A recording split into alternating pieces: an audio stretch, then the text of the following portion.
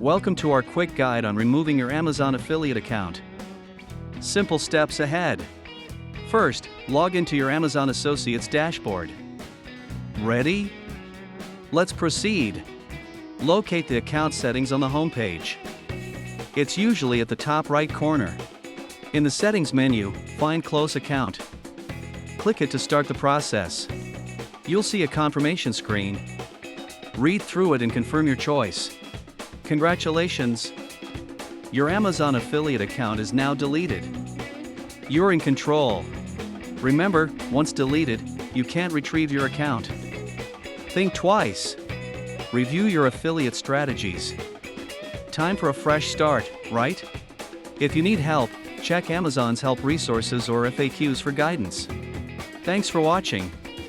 Like and subscribe for more e-commerce tips. See you next time, and take charge of your online presence. Stay informed and empowered in your online journey.